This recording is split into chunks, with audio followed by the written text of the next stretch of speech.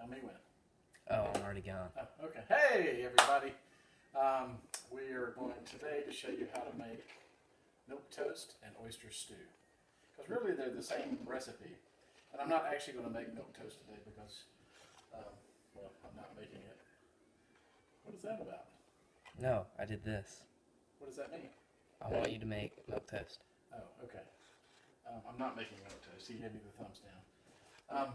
Okay, so I'm going to show you the basic recipe. First of all, milk toast and oyster stew. For both of them, you take 2 cups of milk and you pour them in the pan. You are not going to boil the milk because that would be bad, but you will bring it to a simmer. So I'll just put it on a medium heat and do that. Now, Mommy Dee, when she made it, would always use evaporated milk or add that to her milk to make it a little more creamy. Do not use sweetened condensed milk. That would be gross. It's like syrup and candy, and I don't know, it's very thick. If you're going to use it, use evaporated milk if you want to be authentic, like she used to do it. Now, if you don't have that, half and half will work just as well, but it's 2 cups of milk. If you want it a little bit creamier, you can add some half and half to that. So again, for both oyster stew and milk toast, 2 cups of milk, and if you want to make it a little creamier, something extra. To that, you're going to add a tablespoon of butter. Now, if you didn't already know it, a tablespoon is actually measured out for you on the side of the package, where it will say that's 1 tablespoon. But basically, a tablespoon is 2 pats.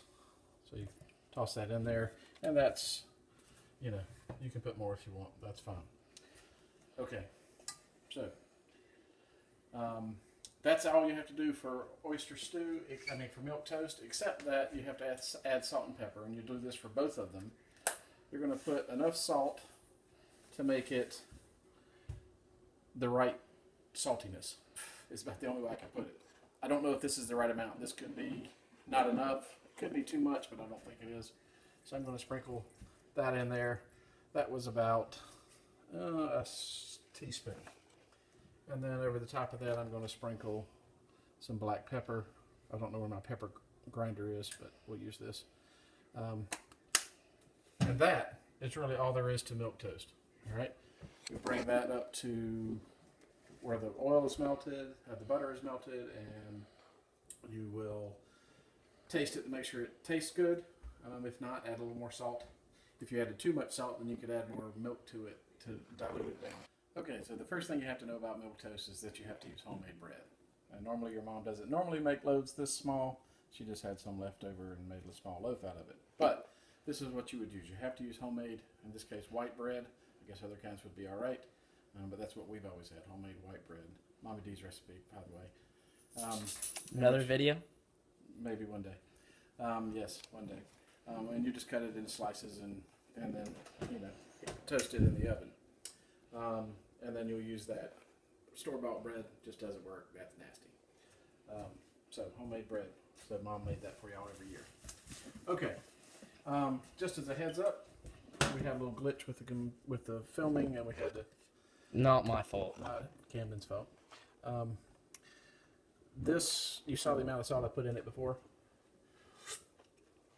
It's not bad, but could actually use a touch more. I'm just going to give it a little bit more. Maybe something about like that. So maybe 2 teaspoons. That's kosher salt, by the way, which has a bigger grain than the regular salt. So you might use less volume of the regular salt. Anyway,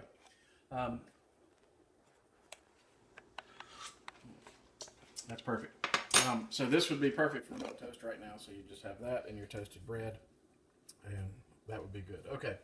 Now, switching gears to go to oyster stew. To make the oyster stew, you will need 1 can of oysters, which we will drag over to here and put in the pot, juice and all. There we go. And to that, we add 1 cup of water. Don't know why, just what Momma Dee said. We will cut that on to a medium heat, medium high maybe, something like that.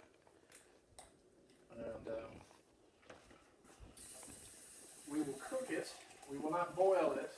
Why are we looking at the other part of the house? Sorry. We will cook it. We won't boil it. That would be bad. Until the edges of the oysters curl, is what the instructions say. So, we'll pause it and we'll come back at that time when that's ready. Oysters, you'll see that they'll start to curl like that. These are probably a little overdone actually at this point. But anyway, the edges will start to curl. Then all you'll do is take that and dump it into the pot, and you have oyster stew. That's all there is to it. Oyster stew, milk toast.